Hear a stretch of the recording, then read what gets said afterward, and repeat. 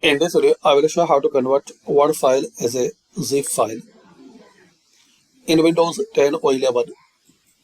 So just you have to right click on your Microsoft Word document.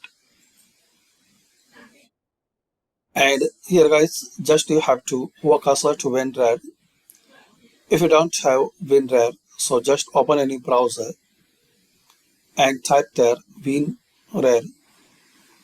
Then download free version and install. Once you installed, you will see this option in context menu WinRAR. Work cursor there, then click on Add to Archive.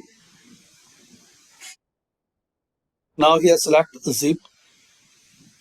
Also there are some more formats like RAR 4. Then click on OK.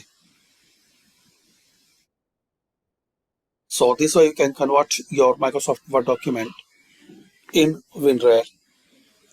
Thanks for watching.